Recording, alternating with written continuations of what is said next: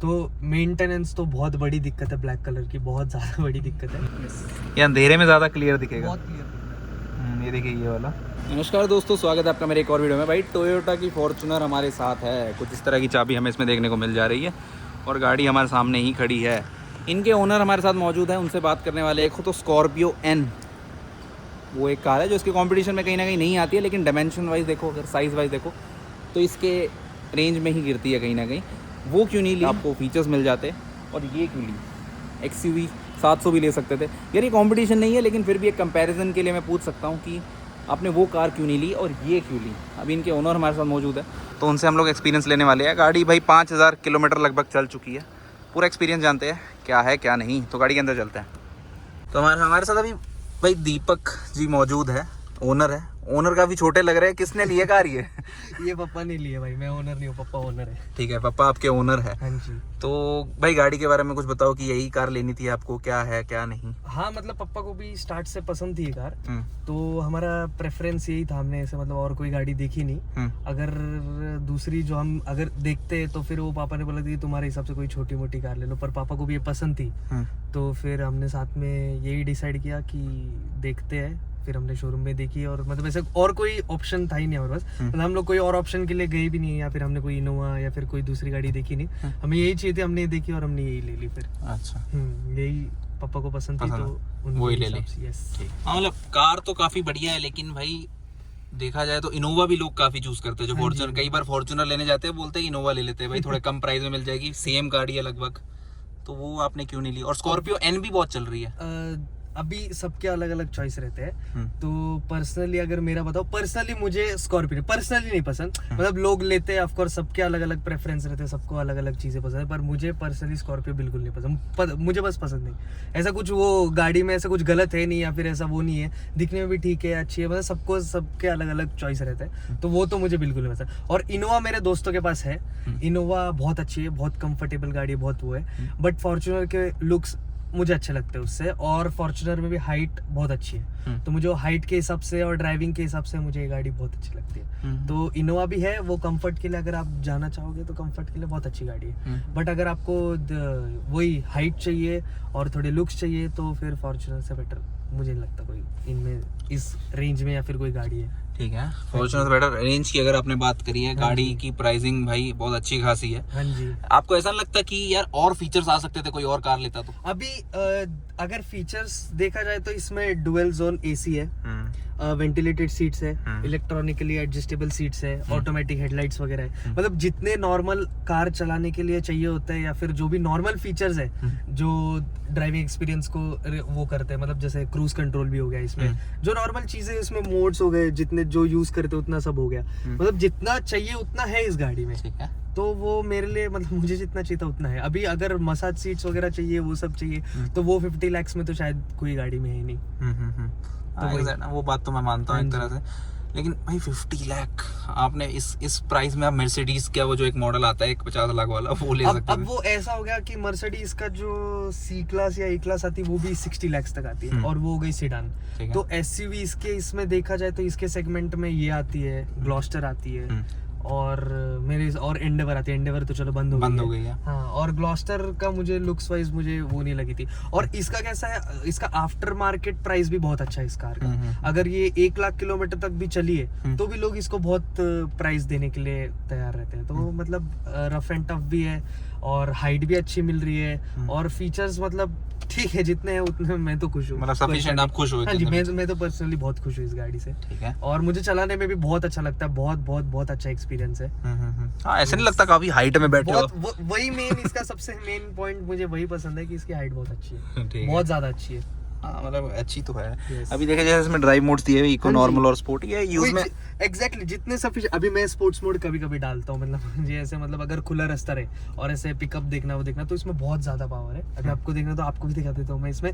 अगर आप sports mode पे डालोगे तो बहुत बहुत बहुत अच्छा पावर है। इसका बोनेट भी ऊपर आता है, सामने से इसका बोनेट थोड़ा अपलिफ्ट होता है एंड देन फिर ये पिकअप लेती है। तो इसमें स्पोर्ट्स मोड में भी बहुत ज्यादा पावर है इस गाड़ी में। मैंने सारे मोड्स में चला, नॉर्मल मोड में तो चला है नहीं क्योंकि मुझे इतना कुछ फर्क समझता नहीं एक और नॉर्मल में। बट ठीक है इको मोड है तो अभी मैं इको मोड पे ही रखता हूँ हमेशा, हाईवे पे भी इको ही रहेगा। तो मैंने सिर्फ 2 ही मोड्स यूज किए, इको एंड स्पोर्ट्स। स्पोर्ट्स भी मैं कभी कभी यूज करता हूँ, सिर्फ मतलब ऐसे कभी पिकअप लेना हो या फिर ऐसे थोड़ी सी फास्ट चलाए तो ऐसे बस ट्राई करता हूँ। ठीक है। यस। ये आपने कार डीजल वाली कार आपकी ना? हाँ जी, ये डीजल की कार। नॉर्मली लोग तो पेट्रोल ले रहे हैं आजकल, आपने डीजल? अभी इसमें पेट्रोल बहुत कम लेते हैं फॉर्च्यूनर में लोग, बहुत कम लेते हैं फॉर्च्यूनर में, क्योंकि इसका माइलेज लोगों को ऐसा है कि इसका माइलेज बहुत कम है, बट ये आप देख सकते हैं यहाँ पे ये 4.2 ऑटोमेटिक डीजल है, ऑटोमेटिक कार होके, और ये सिटी में ज्यादा रनिंग है इस कार का। इसका सिटी में रनिंग होके भी 10.6 दिखा रही है, तो मुझे मेरे हिसाब से ये 10 के आसपास दे देती है। और अभी तक इसकी फर्स्ट सर्विसिंग हुई भी नहीं है। फर्स्ट सर्विस भी नहीं हुई? यस, ये 5000 किलोमीटर के आसपास चली है बस अभी तक। तो अगर इसका फर्स्ट सर्विसिंग होगा तो इसका एवरेज बहुत अच्छा चलेगा। मेरे दोस्त के पास बहुत लोगों के पास मैनुअल कार्स है ऐसे, मतलब फोक्सवैगन वगैरह की, तो वो भी इतना अच्छा एवरेज नहीं देते, मैनुअल कार्स भी कई नहीं देते। तो इतना बड़ा गाड़ी होके मुझे इतना अच्छा माइलेज मिल रहा था, मुझे कोई दिक्कत नहीं। पेट्रोल कैसा है, पेट्रोल में थोड़ा सा और माइलेज कम हो जाता है, पेट्रोल माइलेज थोड़ा कम हो जाएगा। यस, ये बात तो है। तो ये डीजल कार है और भाई माइलेज आपको 10 की देखने को मिल जा रही है, मतलब ठीक है जितनी बड़ी कार। 2.8 लीटर का इंजन है ना इसमें? यस, 2.8 बड़ा इंजन है भाई। यस, तो उस हिसाब से माइलेज परफेक्ट है। हाँ, उस हिसाब से माइलेज बहुत अच्छी है। लेकिन आपने फॉर्च्यूनर लिया तो माइलेज तो नहीं सोची होगी? हाँ, इतना मतलब पर फिर भी ऐसे दिख जाता है कि 10 का दे रही, तो ऐसा अच्छी चीज है बहुत। इतनी बड़ी गाड़ी डीजल 4.2 तो दे देती है, अच्छा तो अच्छा लगता है वो। ठीक है। मैं आपको कंफर्ट कैसा लगा? कंफर्ट अभी ये जो सिर्फ बीच वाली सीट है ये हल्की सी अनकंफर्टेबल है। अच्छा। पर अगर 4 लोग अगर इसमें बैठे तो 4 लोग बहुत ज्यादा कंफर्टेबली बैठ सकते हैं। इसका कंफर्ट बहुत अच्छा है, ड्राइविंग एक्सपीरियंस भी बहुत अच्छा है। जो मतलब यहाँ पे क्या बोलते हैं उसे, क्या जो शॉटगन, अभी हमारे इसमें तो शॉटगन बोलते हैं, जो आगे बैठता है उसके लिए भी कंफर्ट बहुत अच्छा है, जो ड्राइव कर रहा है उसके लिए भी कंफर्ट बहुत अच्छा है, और पीछे जो 2 लोग बैठे हैं उनके लिए भी कंफर्ट बहुत अच्छा है। और अगर छोटे छोटे बच्चे बैठते तो लास्ट की सीट्स भी अच्छे खासे कंफर्टेबल है। मतलब अगर लॉन्ग जर्नी के लिए देखा जाए तो बिल्कुल कंफर्टेबल नहीं है, बट अगर ऐसे थोड़ा बहुत दूर जाना हो तो वो बैठ सकते हैं, एडजस्टेबल है वो, इतने भी खराब नहीं है। यस। हाँ, अगर कोई लास्ट रो में नहीं बैठ रहा तो स्टोरेज स्पेस काफी ज्यादा बन जाता है। स्टोरेज स्पेस बहुत अच्छा है। आपने जैसे वीडियो में दिखा होगा कि उसको फोल्ड करके बहुत ज्यादा स्पेस बन जाता है, तो बहुत सारा उसमें सामान रख सकते हैं। स्पेशियस तो है भाई कार, मतलब कंफर्टेबली आगे का पीछे का, और लास्ट रो का अगर देखो तो बच्चे छोटे बैठ सकते हैं। यस यस यस, ये देखा जाए कंफर्ट तो यहाँ तक है। एंड ऑटो एप्पल कारप्ले हमें इसमें देखने को मिल जाता है, लेकिन आपको नहीं लगता कि वायरलेस दे देना चाहिए था? अगर 50 लाख की कार है। मतलब ये एक चीज ऐसी है कि मतलब वायरलेस हो सकती थी ये चीज, पर क्योंकि आपको अभी तार खींचनी पड़ेगी, वही वो बार बार वो कनेक्ट करना पड़ता है। अगर ऐसे वायर मतलब ऐसे बिना वायर के अगर आपको कनेक्ट करना है वो, तो आप ब्लूटूथ वगैरह से कनेक्ट कर सकते हो, पर उसमें फिर आपको ये फंक्शन नहीं मिलेंगे, ये फंक्शंस नहीं, ये चीजें नहीं मिलेगी। ये चीजें आपको नहीं मिलेगी, वो आपको वायर से ही करनी पड़ेगी। बट एक और फायदा है वायर का कि आपका फोन चार्ज होता है। अच्छा, ठीक है, ये फायदा है भाई, फोन चार्ज होता है। इसमें वायरलेस चार्जिंग नहीं है ना? वायरलेस चार्जिंग थी, एसेसरीज में मिल रही थी, मुझे चाहिए थी वो, और टायर प्रेशर का भी एसेसरीज में मिल रहा था, बट उन्होंने बोला कि हमारे यहाँ पे अभी इतने लोग ले नहीं रहे, तो हमने वो फीचर्स बंद कर दिए, वरना मैं वो दोनों फीचर्स भी लेने वाला था। अच्छा, यस। अभी आप फीचर्स की अगर आप बात कर ही रहे हो तो आपको सब फीचर्स मिल जाते हैं अगर आप लेजेंडर लेते हैं। आपने फॉर्च्यूनर तो ले ली है, लेकिन इसके ऊपर सिर्फ लेजेंडर ही आती है। हाँ जी, लेजेंडर। तो आपने वो क्यों नहीं लिया? अभी मैं बताऊँ तो लेजेंडर का सच में बताऊँ तो मुझे फर्क नहीं पता है दोनों में फीचर्स में क्या फर्क है, बट लेजेंडर शायद कुछ तो 4 या 5 लाख रुपए महंगी थी, और डैड को ब्लैक कलर पसंद है और मुझे भी पर्सनली ब्लैक कलर पसंद है, तो मैं ब्लैक कलर में फॉर्च्यूनर चाहिए थी। तो ब्लैक कलर में एक तो ये 4x2 ऑटोमेटिक आ रही थी, या फिर लेजेंडर, 2 ले सकते थे। तो इसलिए लेजेंडर लुक्स वाइज बहुत अच्छे, लेजेंडर मुझे भी बहुत पसंद है, बट ब्लैक कलर चाहिए था, तो इसलिए सिर्फ हमारा प्रेफरेंस ये था, वरना शायद पापा वो भी ले लेते अगर उन्हें मन में होता तो। ठीक है, अगर मतलब कलर ब्लैक चाहिए थी। हाँ जी, उसके हेडलाइट्स बहुत पसंद थे पापा को, पर फिर पापा को ऐसा था कि कलर ब्लैक चाहिए, तो कलर ब्लैक उसमें नहीं था। कलर ब्लैक उसमें नहीं, अगर उसमें होता तो डेफिनेटली वो गाड़ी लेते थे। तो मैनुअल आपने क्यों नहीं ली? मतलब नॉर्मली लोग मैनुअली लेते हैं भाई आजकल की कार। हाँ, मतलब अभी इससे पहले हमारे पास मैनुअल क्रेटा थी, मतलब अभी भी है। अच्छा। तो हाँ, तो वो मैनुअल थी, तो मतलब मैंने डैड को पहले ही बोल के रखा था कि अभी बहुत यहाँ पे अपने एरिया में ट्रैफिक बढ़ रहा है, तो वो गियर चेंज कर करके बहुत पैर दर्द करता था, बहुत तकलीफ होती थी। और एक्चुअली मुझे पर्सनली अगर देखा जाए तो मुझे बहुत पसंद है मैनुअल कार चलाना, बट अभी जिस हिसाब से ट्रैफिक बढ़ रहा है, तो उस हिसाब से मैनुअल गाड़ी चला के पैर में बहुत दिक्कत होती। तो इसलिए हमने फिर यही हमारा प्रेफरेंस रखा कि नेक्स्ट गाड़ी जो भी लेनी है वो ऑटोमेटिक ही लेनी है, तो हमने फिर ये ऑटोमेटिक लिया, और बहुत अच्छा है। ड्राइव पे डाल दो बस, ब्रेक एंड एक्सीलरेट अच्छा लगता है वैसे। ये बात तो है। यस। अभी अभी आपको ऐसा नहीं लगता, देखिए आपने ब्लैक कार ली है, हाँ जी। तो ब्लैक कार देखने में तो बहुत प्यारी लगती है, हाँ जी। लेकिन ऐसा नहीं लगता हाई मेंटेनेंस है थोड़ी, भाई गंदी बहुत जल्दी हो जाती है? मेंटेनेंस तो मुझसे पूछो। इसकी एक्चुअली मैंने ग्रेफिन कोटिंग करवा के रखी है इस गाड़ी पे, और ये गाड़ी मतलब अगर आप इसको अभी अगर आप इसको जैसे मैं इसे सिर्फ बाहर से धुलाता हूँ इस कार को, क्योंकि अगर इसे मतलब जो सोसाइटी के वो जो अंकल धोते हैं उससे इस पे स्क्रैचेस आ जाते हैं कार पे, तो ये सिर्फ मैं बाहर से ही धुलवाता हूँ ये गाड़ी। और इसके लिए मैंने एक ब्रश भी लेके रखा, जैसे आपने पीछे देखा था, तो ब्रश से मैं मतलब वो ब्रश जब भी ये डस्ट आ जाती है गाड़ी पे, तो मैं वो ब्रश से उसको क्लीन कर देता हूँ, तो मतलब वो अच्छा खासा फिर साफ हो जाती है गाड़ी। और फिर ऐसे एक आध 1.5 हफ्ते के बाद फिर मैं इसको धुला के लेके आ जाता हूँ। तो मेंटेनेंस तो बहुत बड़ी दिक्कत है ब्लैक कलर की, बहुत ज्यादा बड़ी दिक्कत है। अगर आपको मतलब दिखने में इतनी अच्छी दिख रही है तो मेंटेन करनी भी बहुत हार्ड है, बहुत ज्यादा। जैसे धुलवा के लाओ थोड़ा धूल जमना शुरू हो जाता है उसी टाइम। मैंने अगर ये सुबह धुलवाई है और मैं अगर कहीं बाहर गया और मैं दोपहर शाम तक आया हूँ तो एक लेयर तो वैसे ही आ जाती है और रात भर खड़ी होती है और अगले दिन सुबह देखो तो दूसरी लेयर भी आ जाती है। तो मतलब हर 2-3 दिन में एक बार वो ब्रश मारनी पड़ती है। ब्लैक कलर है तो दिखेगा अच्छा, तो आपको मेंटेन करना भी करना बहुत इम्पोर्टेंट है, बहुत ज्यादा। ये बात पे तो एग्री करता हूँ मैं आपसे। अभी कोई सर्विस तो नहीं है, तो आप सर्विस कॉस्ट वगैरह में कुछ बता नहीं सकते हो? अभी तक तो कोई आइडिया नहीं, बट इन जनरल मतलब लोगों से मैं पूछता हूँ, और मेरे 1-2 दोस्त के पास भी है फॉर्च्यूनर, तो वो लोग बोलते हैं कि ज्यादा नहीं, ऐसे 10 to 15 के बीच में आती है सर्विस कॉस्ट। अच्छा। तो ये तो बहुत कम है इतने महंगे गाड़ी के हिसाब से। वो भी एक अच्छी चीज़ है, प्लस पॉइंट है कि सर्विस बहुत लो है इसका, ठीक है। मेंटेनेंस। अभी हम लोग पुणे महाराष्ट्र में रह रहे हैं ना? हाँ जी। पुणे महाराष्ट्र के हिसाब से मुझे जो भी ऑडियंस देखेगी उनको एक ऑन रोड प्राइस बता दो कार की क्या है। ये आपके पास है फॉर्च्यूनर ही है, 4x2 है। आपने ऑटोमेटिक वो 4x4 क्यों नहीं लिया? वो भी ले सकते हैं, अभी यूज आ ही जाता है। 4x4 अभी आप देखो तो 4x4 के सबसे पहला एक पॉइंट था उसके एलॉयज।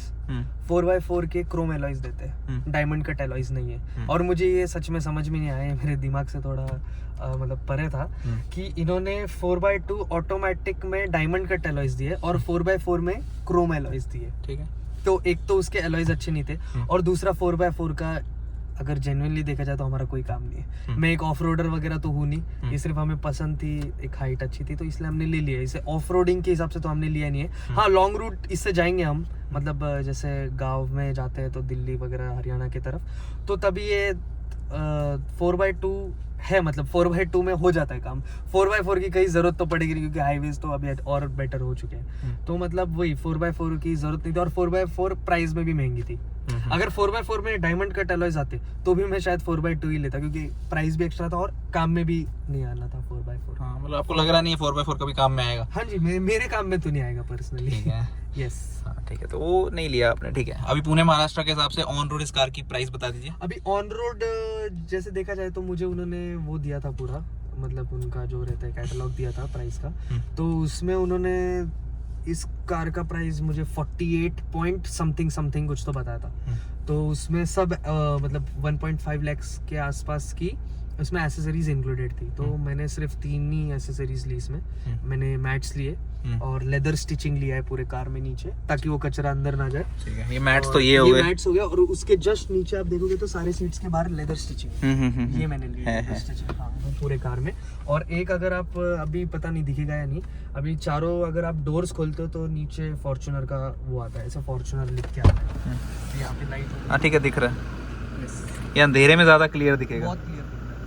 ये देखिए ये वाला, इसका ये फॉर्च्यूनर लिख के आता है। इसका क्या प्राइसिंग पड़ा आपको?